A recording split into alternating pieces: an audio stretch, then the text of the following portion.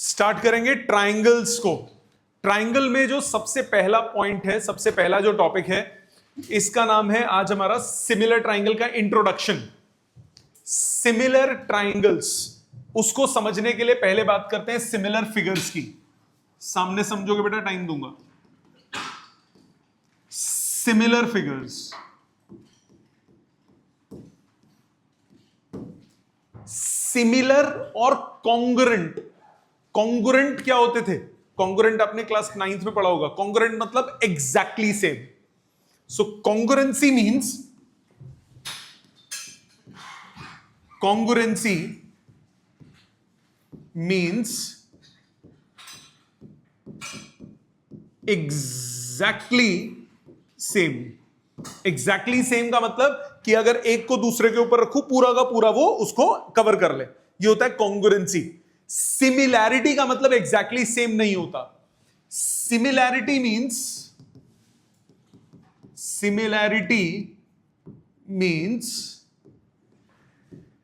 Magnified और diminished image. जैसे ये एक ट्राइंगल है, जैसे ये एक ट्राइंगल है। इस ट्राइंगल को अगर मैं एक्सपैंड कर दूं, इस ट्राइंगल को अगर मैं एक्सपैंड कर दूं, एक्सपैंड करने का मतलब मेरा, जैसे ये ट्राइंगल मेरे पास, अगर मैं इसी ट्राइंगल में, टाइम पे आया करो बेटा, अगर इसी ट्राइंगल को मैं एक थोड़ा बड़ा बना दूं, मतलब इक्वली चारों तरफ से बढ़ाया, तो ये क्या होगा? Similar triangles. मतलब अगर मैं यहां दो ट्राइंगल्स की बात कर रहा हूं, एक ट्राइंगल है T1 और दूसरा ट्राइंगल है T2। एक ट्राइंगल अंदर वाले को T1 बोल दिया, बाहर वाले को T2 बोल दिया, तो आप बोलोगे T1 is similar to T2। Congruent नहीं है, सिमिलर है। मतलब ये लेंथ जितने प्रोपोर्शन में बढ़ी, ये लेंथ उतने ही प्रोपोर्शन में बढ़ी, इससे उतने ही प्रोपोर्शन में बढ़ा। मतलब अगर इसकी डबल हुई लेंथ, ये भी इससे डबल होगी, ये भी डबल होगी। ठीक है? अब सपोज करो मैं रेक्टेंगल बोलता हूं, ये एक रेक्टेंगल है, ये एक रेक्टेंगल है। इसी रेक्टेंगल को अगर मैं सिमिलर रेक्टेंगल बनाऊंगा, अगर मैं सिमिलर रेक्टेंगल बनाता हूं, ये एक सिमिलर रेक्टेंगल है, ये सिमिलर रेक्टेंगल बन गया। मतलब ये दोनों के दोनों सेम प्रोपोर्शन में इंक्रीज हुए या डिक्रीज हुए हैं। मतलब अगर इसकी लेंथ लेट्स से 10 है, इसकी 5 है, तो ये 8 है, तो ये 4 होगी, सेम प्रोपोर्शन में। मतलब यहां पे rectangle 1 is similar to rectangle 2। ये रेक्टेंगल 2, ये रेक्टेंगल 1 बोल दिया। ठीक है? तो सिमिलैरिटी का मतलब क्या हुआ? सिमिलैरिटी मींस इंक्रीज और decrease of dimensions of the figure in same proportion.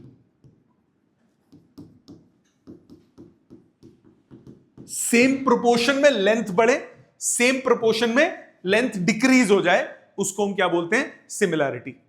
ठीक है? सिमिलैरिटी को रिप्रेजेंट कैसे करते हो? ऐसे। कॉन्ग्रुएंसी को कैसे करते हो? इक्वल टू करके ऐसे। मतलब यहां पे मैं लिखूंगा T1 is similar to T2 या T2 is similar to T1। इधर मैं लिखूंगा first rectangle is similar to second rectangle, second rectangle is similar to first rectangle. Same proportion में बढ़ना चाहिए। ऐसा नहीं होगा जैसे सपोज करो मैंने बोला मेरे पास एक ये ट्राइंगल है और एक ये ट्राइंगल है। अब यहां पे दोनों ट्राइंगल सिमिलर नहीं है। T1 is not similar to T2, क्योंकि ये देखो ये लेंथ इतनी है, ये उस एक प्रोपोर्शन में बढ़ी, ये कम प्रोपोर्शन में बढ़ी। So T1 is not similar to T2। क्या ये बात समझ में आती है? सेम प्रोपोर्शन में पढ़ रहा हूं तो वो है सिमिलर है, अदरवाइज नहीं है। मतलब for a congruency of triangle, for similarity of triangles, ध्यान दीजिए, अगर हम ट्राइंगल की सिमिलैरिटी की बात करें,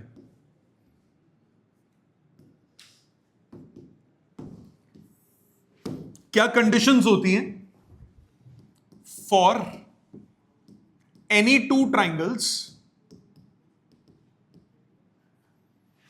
to be similar? First condition, corresponding angles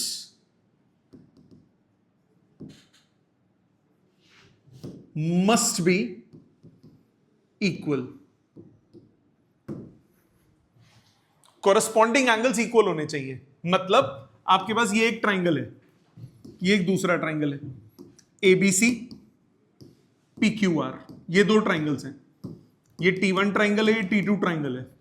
if T1 is similar to T2, इसका मतलब हुआ एंगल A एंगल P के बराबर होगा, एंगल B एंगल Q के बराबर होगा, एंगल C एंगल R के बराबर होगा। कोरस्पॉन्डिंग एंगल्स क्या होने चाहिए? इक्वल होने चाहिए। एंगल्स इक्वल होने चाहिए, साइड्स नहीं बोला मैंने, इक्वल। मैंने किसकी बात की? एंगल्स इक्वल होने चाहिए। बेटे सामने देख लो पहले, एंगल्स इक्वल होने चाहिए। दूसरी बात, second point, sides must be proportional. Equal नहीं मैंने बोला, प्रोपोर्शन बराबर होना चाहिए। मतलब AB upon PQ is BC upon QR is AC upon PR। This upon this, this upon this, this upon this, ये रेशो क्या होना चाहिए? बराबर। तो सिमिलैरिटी के लिए क्या क्या जरूरी होता है? दो कंडीशंस होती हैं। जब भी दो ट्रायंगल सिमिलर होंगे तो पहली चीज क्या होगा? कोरस्पॉन्डिंग एंगल्स बराबर होने चाहिए। दूसरी क्या जरूरत होगी कोरस्पॉन्डिंग एंगल्स के बाद?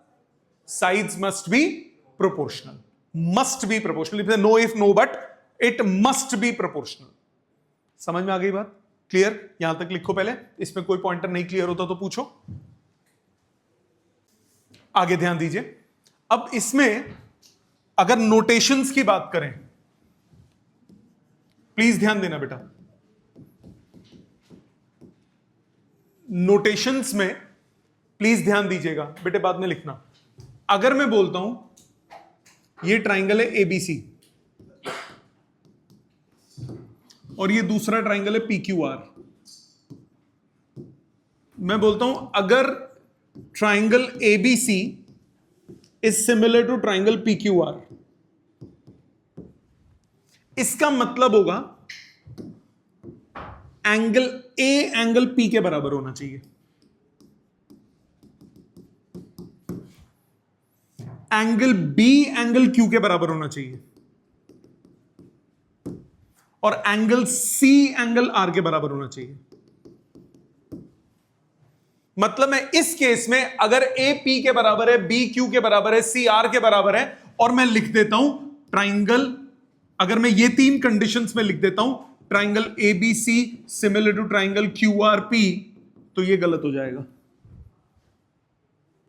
पहला पहले के बराबर, दूसरा दूसरे के बराबर, तीसरा तीसरे के बराबर। ये नोटेशन का ध्यान रखना। मतलब अगर A Q के बराबर है, B P के बराबर है और C R के बराबर है, तो ABC QPR के सिमिलर होगा। मतलब बाय चांस मैंने कहीं किसी सिचुएशन में लिखा if angle A is equal to angle R, angle B is equal to angle P, angle C is equal to angle Q, तो मैं लिखूंगा triangle ABC, then triangle ABC similar to triangle RPQ। ये ऐसे ही लिखना पड़ेगा।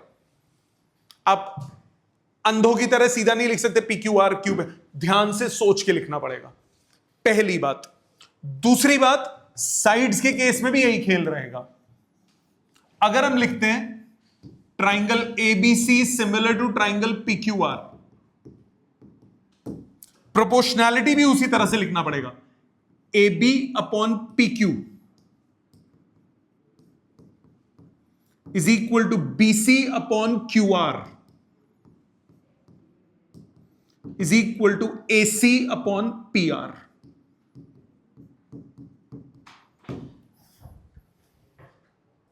समझ में आई बात? तो नोटेशंस मैंने क्या बोली, मतलब फाइनली हमारे पास क्या चीज आई कि अगर triangle ABC similar to triangle PQR है तो इससे पहली चीज क्या निकली, angle A equal to angle P, angle B equal to angle Q, angle C equal to angle R, and दूसरी चीज क्या निकली, AB upon PQ is BC upon QR is AC upon PR. समझ में आई बात? सो ये लिखते वक्त बहुत ध्यान से देखना, कोई भी अभी तक मैंने आपको नहीं बताया था, अभी तक मैंने क्या लिखा, T1 similar to T2, that is an incorrect statement. Triangle को किस ऑर्डर में ले रहे हो उस पर भी तो डिपेंड करेगा. ABC BCA अलग हो गया क्योंकि एंगल्स कोरस्पॉन्डेंस नहीं रहेगी. सो ट्राइंगल सिमिलर होंगे तो क्या ध्यान रखना है, क्या ध्यान रखना है, ABC और PQR बराबर लिख रहे हो तो A P के बराबर, B Q के बराबर और C R के बराबर एंगल में. और साइड्स की प्रोपोर्शनैलिटी भी आपको ध्यान से देखनी पड़ेगी, साइड्स इक्वल नहीं होंगी, साइड्स क्या होंगी, प्रोपोर्शनल. ठीक है, ये बेसिक समझ में आ गया. एनसीईआरटी का पहली एक्सरसाइज शुरू करते हैं. एनसीईआरटी की फर्स्ट एक्सरसाइज क्या है? First exercise, all circles are, बताइए कॉन्ग्रुएंट या सिमिलर? सिमिलर, क्योंकि सर्कल तो सारे एक जैसे होते हैं ना.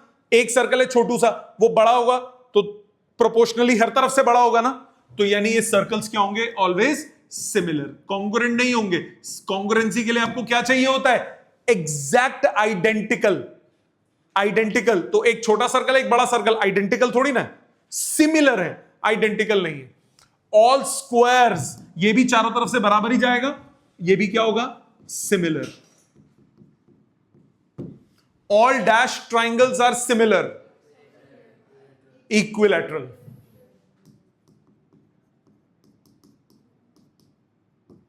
क्यों? देखो ये एक ट्राइंगल मैंने बनाया, एक जिसका बेस सेम रख के साइड को चेंज कर दिया. ये दोनों अगर साइड सेम है तो ये सिमिलर थोड़ी ना हुए, क्योंकि इनका प्रोपोर्शन क्या है, 1:1. ये 1:1 थोड़ी ना ऐसे, Isn't it? जैसे ये 5 यूनिट्स है, ये 5 यूनिट्स है, ये 5 यूनिट्स है, ये सपोज 10 यूनिट्स है और ये भी 10 यूनिट्स है, ये 15 यूनिट्स है, ये 15 यूनिट्स है. दोनों आइसोसेलेस ट्राइंगल्स हैं. बेस का प्रोपोर्शन कितना हो गया, 1:1. साइड्स का प्रोपोर्शन कितना हो गया, 2:3. रेशियो इक्वल नहीं है ना, तो इसका मतलब ये सिमिलर नहीं होंगे. तो आइसोसेलेस ट्राइंगल सिमिलर नहीं होंगे. इक्विलैटरल ट्राइंगल हमेशा सेम प्रोपोर्शन में होंगे, क्योंकि जैसे एक ट्राइंगल लेता हूं 5:5:5, दूसरा ट्राइंगल लिया 10:10:10, 1:2 1:2 1:2, बराबर आ रहा है ना, प्रोपोर्शनैलिटी तो रहेगी ना. ठीक है, समझ में आ गया. Next, two polygons of same number of sides are similar. Two polygons of same number of sides are similar. जैसे दो पॉलीगन्स है, दो ट्राइंगल्स मान लिए, दो ट्राइंगल्स है, same number of sides are similar if their corresponding angles are equal. Corresponding angles क्या होने चाहिए, equal, and their corresponding sides are proportional. ठीक है जी, समझ में आ गई बात, बेसिक क्लियर. आगे आ जाओ. Give two examples of pair of similar figures. Circles, two similar figures हो गए आपके, टू सर्कल्स, कोई भी दो सर्कल्स ले लो, सिमिलर होंगे. नॉन सिमिलर कौन से हो गए, सर्कल ले लो एंड रेक्टेंगल ले लो, नॉन सिमिलर हो गए. ठीक है. Give two different examples of pair of similar figures non. ये तो वापस वही आ गया ना, रिपीट हो गया ना क्वेश्चन, सॉरी ये अभी कर लिया. State whether the following quadrilaterals are similar और नॉट. बताइए ये दो क्वाड्रिलैटरल्स है, सिमिलर है कि नहीं है?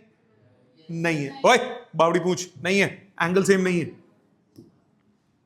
साइड्स देखो प्रोपोर्शन में, 1.5 3 1.5 3 1.5 3 1.5 3, साइड्स प्रोपोर्शन है, बट एंगल्स वो बराबर नहीं है. तो no, because angles, corresponding angles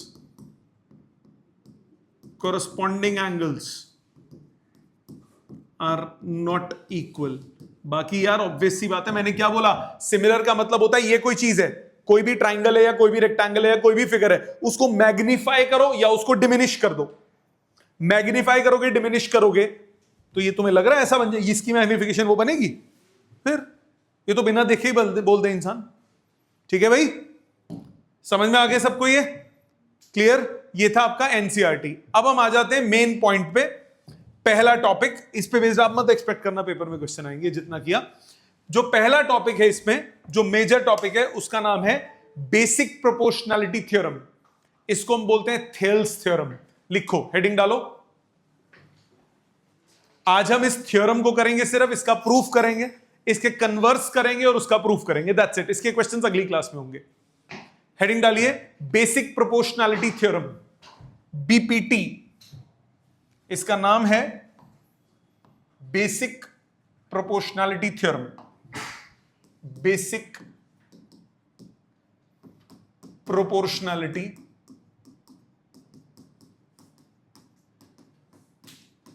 theorem,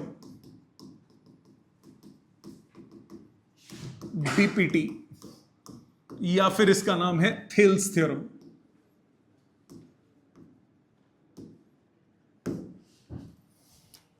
basic proportionality theorem या थेल्स थ्योरम। सामने देखो, थ्योरम की स्टेटमेंट आप बदल नहीं सकते। थ्योरम की स्टेटमेंट जो गिवन है उसको आप अपनी लैंग्वेज में नहीं लिख सकते, आपको एग्जैक्टली वर्ड टू वर्ड यही लिखना होगा। और अभी कोई नहीं लिखेगा, प्लीज कॉपी किताब बंद कर दो बेटा, सामने समझो। थ्योरम क्या कहती है? If a line is drawn parallel to one side of a triangle, मैं साथ में बना लेता हूं, ये एक ट्राइंगल बना लेते हैं, ये एक ट्राइंगल है एबीसी। स्टेटमेंट समझना बेटा, if a line is drawn parallel to one side of a triangle, मान लिया बेस के पैरेलल एक लाइन बना देता हूं, to intersect the other two side at two distinct points. So मैंने ये एक लाइन बना ली पैरेलल टू बेस, ये लाइन और ये लाइन आपस में पैरेलल है, ये दो पॉइंट्स पे इसको कट कर रही है, डी और ई। Two distinct points, the other two sides are divided in the same ratio. ये this upon this is equal to this upon this होगा। ये होती है थेल्स थ्योरम। थ्योरम जब भी आएगी आपको प्रॉपर एक्सप्लेनेशन लिखना पड़ेगा। गिवन क्या है, कंस्ट्रक्शन क्या करनी है, गिवन टू प्रूव, कंस्ट्रक्शन और फिर प्रूफ, चारों क्लैरिटी के साथ एक्सप्लेन करना पड़ेगा। तो पहले आ जाते हैं एक एक स्टेप पे, पहले आ जाते हैं गिवन पे। क्या गिवन है यहां पे? गिवन आपको एक ट्राइंगल है, given triangle ABC such that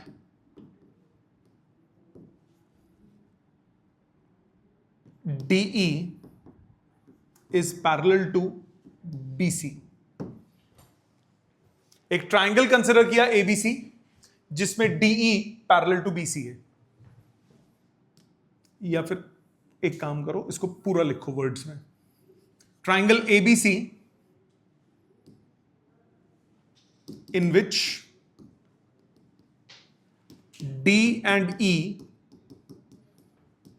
are points on AB and AC such that DE is parallel to BC। ये हो गया गिवन। आपको प्रूव क्या करना है? टू प्रूव, अगर ये पैरेलल बनता है तो ये साइड्स किस में होंगी? प्रोपोर्शन में। यही बोला ना, if a line is drawn parallel to one side of a triangle to intersect other two sides at distinct points, the other two sides are divided in the same ratio. तो prove करना है AD upon DB is equal to AE upon EC। ये prove करना है। क्या prove करना है? AD upon DB is equal to AE upon EC। ये प्रूव करना है। ये हो गया गिवन और ये हो गया टू प्रूव। अब आ जाते हैं कंस्ट्रक्शन में। कंस्ट्रक्शन, जो भी कंस्ट्रक्शन करोगे वो डॉटेड लाइन से होगा। सबसे पहला construction, join BE and DC। join BE and DC, पहली चीज। दूसरा, draw EM perpendicular to AD,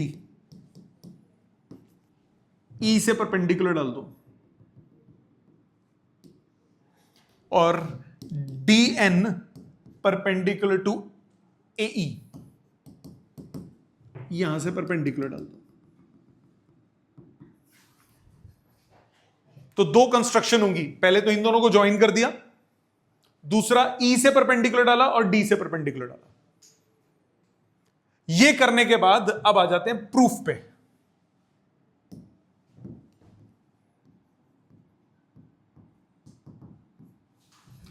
proof में आप क्या करोगे? सबसे पहले triangle ADE, in triangle ADE, considering you're taking AD as base and EM as altitude, area of triangle ADE ये हो जाएगा हाफ बेस इंटू हाइट। पहली इक्वेशन, यहां तक कोई दिक्कत? मैंने क्या किया? ये ऊपर वाला ट्राइंगल कंसिडर किया, बेस हो गया AD, परपेंडिकुलर हो गया EM। एरिया ऑफ ट्राइंगल क्या होता है? Half base into height, right? आ जाते हैं दूसरे पे, नंबर 1। इसी तरह से अब triangle low BDE, in triangle BDE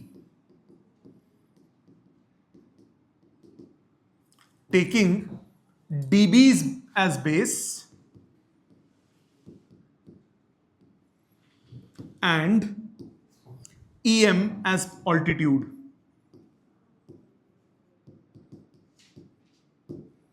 area of triangle BDE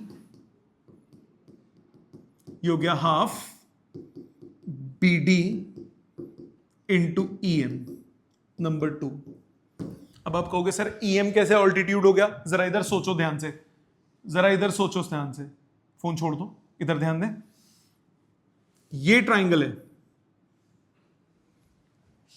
right? मुझे इधर से परपेंडिकुलर बनाना है, तो परपेंडिकुलर में ऐसे बनाऊंगा ना,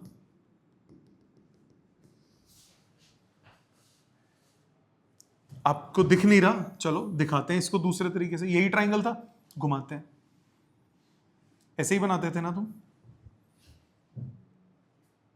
वर्टेक्स से ऑल्टीट्यूड ही बनाते थे ना। अब यहां पे बस थोड़ा टेढ़ा ही तो बना हुआ है, चीज तो सेम है, ऐसे है, इजंट इट? बात सही है कि नहीं? क्योंकि ये देखो, ये ऑल्टीट्यूड ऐसे ही बनाते हो ना। अगर ऐसे कर देता तो बेस में इसको ले रहा हूं तो यहां से ऑल्टीट्यूड डलेगा ना। लॉजिकली समझ में आया? पक्का? ये बेसिकली है क्या? ये पॉइंट आपका हो गया D, ये पॉइंट हो गया B, ये पॉइंट हो गया E, और ये पॉइंट हो गया M। उसी को मैंने इधर थोड़ा टेढ़ा करके बना दिया ताकि आपको एरिया दिख जाए। ठीक, डिवाइड कीजिए फ्रॉम 1 and 2। पहले और दूसरे नंबर को अगर मैं डिवाइड करूं तो मेरे पास आएगा area of triangle ADE upon area of triangle BDE, ये हो गया half AD into EM divided by half BD into EM और हाफ कट गया, AD अपॉन BD। रख लो संभाल के, नंबर 3। इधर तक कोई डाउट? क्या किया मैंने? इस ट्राइंगल का एरिया लिया, इस ट्राइंगल का एरिया लिया, इन दोनों ट्राइंगल्स का एरिया लेके दोनों को डिवाइड कर दिया। अब सेम काम करेंगे राइट साइड पे। अब क्या करा? In triangle ADE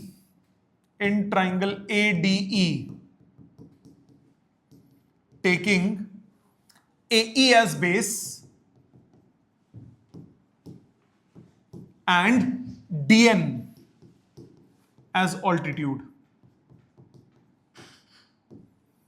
area of triangle ADE ये हो जाएगा हाफ, बेस हो गया एई,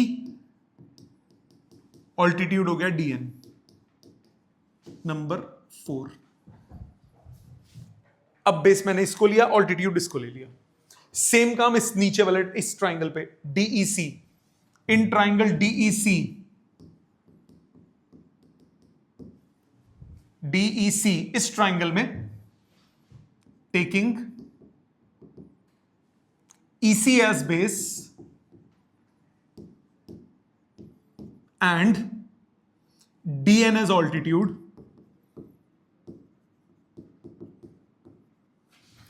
एरिया ऑफ ट्राइंगल डीईसी ये हो जाएगा हाफ, बेस हो गया ईसी, ऑल्टीट्यूड हो गया DN.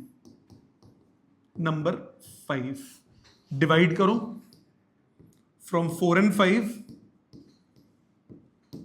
Area of triangle ADE upon area of triangle DEC, half AE into DN divided by half EC into DN, cancellation होके एई अपॉन ईसी बचा। Number 6। यहां तक कोई डाउट है? क्या किया दोबारा सुनो। पहले ये ऊपर वाला ट्राइंगल लिया, बेस और हाइट, फिर ये वाला ट्राइंगल लिया, बेस और हाइट, हाइट हाइट कट गए, बेस का रेशो आ गया। फिर यही काम इधर इस ट्राइंगल में बेस और हाइट, इस ट्राइंगल में बेस और हाइट, फिर से डिवाइड किया, बेस हाइट हाइट कट गए, बेस का रेशो आ गया। यहां तक कोई दिक्कत नहीं। अब देखो इन दोनों में न्यूमरेटर सेम है, डिनोमिनेटर सेम है क्या? सेम है। ध्यान दो, इन एनी ट्राइंगल, नहीं, इफ टू ट्राइंगल्स, नहीं, स्टेटमेंट पूरी 9th वाली, two triangles on same base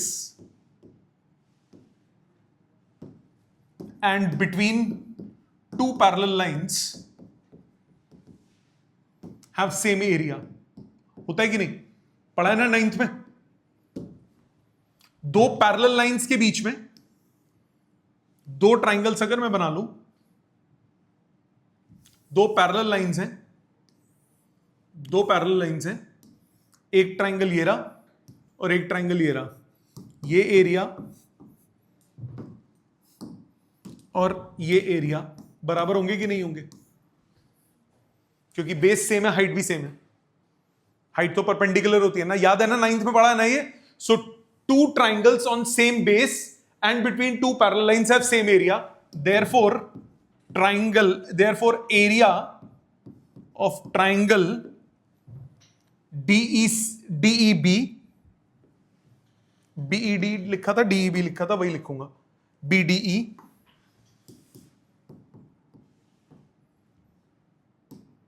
is equal to area of triangle DEC, because both are on same base DE and between two parallel lines DE and BC। मानते हो बेटा? ये जो दो triangles हैं DEB, मतलब मैं इस ट्राइंगल की बात कर रहा हूं और मैं इस ट्राइंगल की बात कर रहा हूं, दोनों का बेस सेम है और दोनों पैरेलल लाइंस के बीच में, तो दोनों का एरिया क्या होगा? सेम होगा। दोनों का एरिया क्या होगा? सेम होगा। वॉल्यूम तेज कर। हाँ, वो राइट साइड भी इक्वल है, वही वो स्टेटमेंट लिखनी पड़ी ना। अब देखो इसका मतलब from 3 and 4, from 3 and 6, area of triangle ADE upon area of triangle BDE बराबर हो जाएगा area of triangle ADE upon area of triangle DEC। मानते हो बेटा? मानते हो बेटा?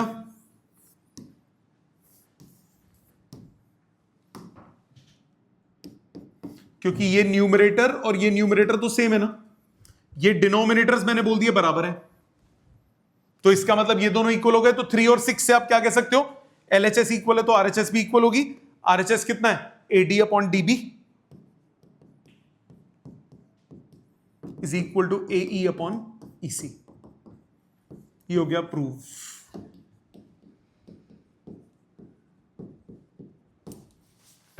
समझ में आई बात?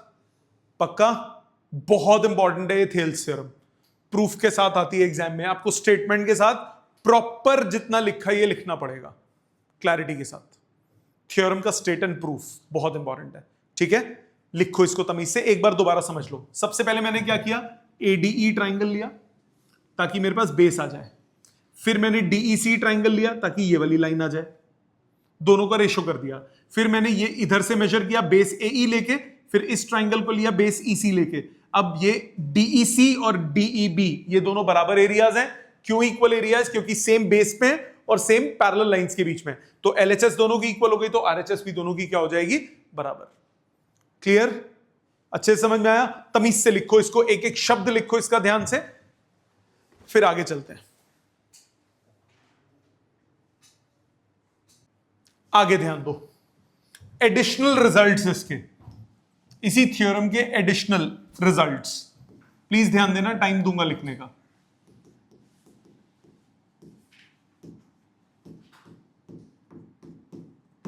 पहले मैं ये थ्योरम की दोबारा से डाटा बना लेता हूं। आपको ट्राइंगल दिया था, आपको ये ट्राइंगल दिया था। इस ट्राइंगल में ये एक साइड दी थी और ये दो आपस में क्या थे? पैरेलल, ABC और ये हो गया DE। आपको था गिवन ट्राइंगल, आपके पास था रिजल्ट आया था AD upon DB is equal to AE upon EC। ये रिजल्ट आपने अभी निकाला था, ठीक है? अब इसमें extra result, adding 1 on both sides, 1 on both sides. Please ध्यान देना, दोनों साइड्स अगर 1 ले लेता हूं, AD plus DB, AD upon DB plus 1 is AE plus EC upon EC plus 1 लिख सकता हूं। 1 जोड़ सकता हूं दोनों तरफ, गलत तो नहीं है। LCM low, AD plus DB upon DB is AE plus EC upon EC। AD plus DB को AB लिख सकते हो कि नहीं लिख सकते? तो आपके पास आया AB upon DB is AC upon EC। मतलब this upon this is equal to this upon this। आई बात समझ? एक रिजल्ट हो गया ये। एक और रिजल्ट पे ध्यान देते हैं। इसी में AD upon DB is AE upon EC, वही BPT लिखी है मैंने। अब इसको इन्वर्ट कर दो, मैं इसको DB upon AD is equal to EC upon AE लिख सकता हूं, गलत तो नहीं है? उल्टा कर दिया दोनों साइड। अब 1 ऐड करो, adding 1 on both sides,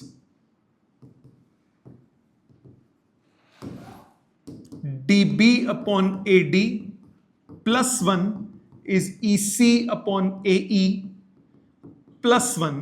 LCM low, AD plus DB upon AD is AE plus EC upon AE।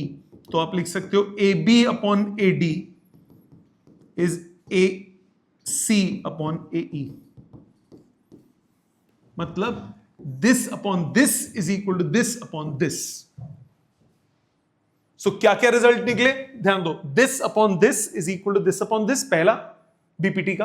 दूसरा रिजल्ट, कंप्लीट अपॉन ये इज कंप्लीट अपॉन नीचे वाला। तीसरा, कंप्लीट अपॉन ऊपर वाला इज कंप्लीट अपॉन ऊपर वाला। उल्टा भी कर सकते हो, क्योंकि इसको रिवर्स भी तो कर सकते हो। तो अब आप ऐसा भी बोल सकते हो, दिस छोटा अपॉन पूरा, दिस छोटा अपॉन पूरा, ऊपर वाला छोटा अपॉन पूरा, ऊपर वाला छोटा अपॉन पूरा, छोटा छोटा छोटा छोटा। 4 रिजल्ट्स आ गए, 3 रिजल्ट्स बेसिकली आ गए। समझ में आई प्रोपोर्शनैलिटीज की? इनको लिखो। अब हम इसका कन्वर्स करेंगे, पहले लिख लीजिए तमीज से, कोई दिक्कत आए तो पूछ लीजिए, ये एज अ क्वेश्चन आ सकते हैं। नेक्स्ट हेडिंग डालिए, कन्वर्स ऑफ बीपीटी। कन्वर्स का मतलब स्टेटमेंट का पुट्ठा। अभी आपने क्या किया, अभी आपने किया कि अगर आप पैरेलल लाइन ड्रॉ करते हो तो साइड्स सेम प्रोपोर्शन में डिवाइड होती हैं। अब उल्टा, अगर सेम प्रोपोर्शन में साइड्स डिवाइड हो रही हैं तो लाइंस क्या होंगी, पैरेलल। इसको हम बोलेंगे converse of BPT. Converse of BPT क्या स्टेटमेंट है? If a line divides any two sides of a triangle in the same ratio then the line is parallel to the third side. मतलब ये एक triangle है, ये एक triangle है, इस ट्राइंगल में एक लाइन है,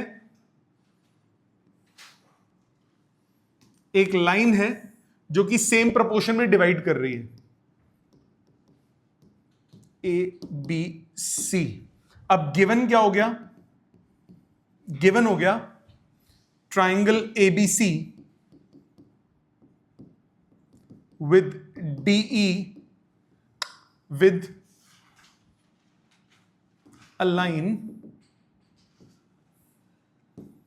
DE such that AD upon DB is AE upon EC। अब ये गिवन हो गया, यही बोला ना, line divides any two sides in the same ratio, ये सेम रेशो में डिवाइड कर दिया। टू प्रूव क्या होगा, हमें प्रूव क्या करना है, उल्टा जो पहले हमें गिवन था, DE is parallel to BC। हमें ये प्रूव करना है, उल्टा हो गया, जो गिवन था वो टू प्रूव हो गया, जो टू प्रूव था वो गिवन हो गया। अब इसका आ जाता है construction. Construction from D draw a line DE dash parallel to BC। मैंने बोला नहीं है पैरेलल, ठीक है, अगर ये पैरेलल नहीं है तो कोई तो पैरेलल होगा। तो मैंने एक लाइन बना ली DE dash parallel to BC। अगर E डैश एक पॉइंट है, E मेरे को क्या प्रूव करना है कि DE पैरेलल टू BC है। मान लिया कि नहीं है, अगर नहीं है तो कोई ना कोई तो पैरेलल बनेगा। अगर पैरेलल होगा, अब इसका प्रूफ देखो, बहुत ही क्यूट सा प्रूफ है। Since DE dash is parallel to BC, apply करो BPT, बेसिक प्रोपोर्शनैलिटी थ्योरम। हमारे पास आ गया AD upon DB is AE dash upon E dash C। Yes और नो? ये दो लाइंस अगर पैरेलल है तो this upon this is equal to this upon this होना चाहिए कि नहीं होना चाहिए? ये हो गया फर्स्ट। बट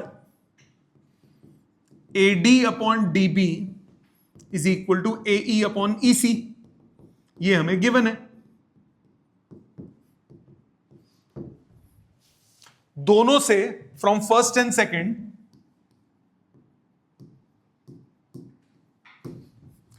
LHS दोनों का इक्वल है तो RHS भी इक्वल होगा। AE dash upon E dash C is AE upon EC। Yes और नो? दोनों में 1 ऐड कर दो, एडिंग 1 ऑन बोथ साइड्स, आपके पास आया AE dash upon E dash C plus 1 is AE upon EC plus 1। तो AE dash plus E dash C upon E dash C is A E plus E C upon E C. Numerator में क्या आया, ए सी, नीचे क्या आया, ई dash सी। Numerator में क्या आया, ए सी, नीचे क्या आया, ई सी। ए सी कट गए, इसका मतलब क्या हुआ, E dash C is equal to E C. E dash से सी का डिस्टेंस और ई से सी का डिस्टेंस सेम होना चाहिए। ऐसे कैसे हो सकता है? ऐसा तभी हो सकता है जब ई और ई डैश एक ही पॉइंट हो, तभी तो डिस्टेंस बराबर आएगा। This is possible only if E and E dash are same points, hence DE is parallel to BC। क्योंकि DE डैश हमने पैरेलल बनाया था, E डैश और ये एक ही बात है, तो DE पैरेलल टू क्या हो गया, BC। तो हमें BPT और उसके कन्वर्स में क्या बोला, BPT में बोला अगर हम पैरेलल लाइन बनाते हैं तो साइड्स प्रोपोर्शनली डिवाइड होते हैं। कन्वर्स ने क्या बोला, अगर साइड्स प्रोपोर्शनली डिवाइड हो रहे हैं तो ये दो लाइंस क्या हो गए, पैरेलल हो गई।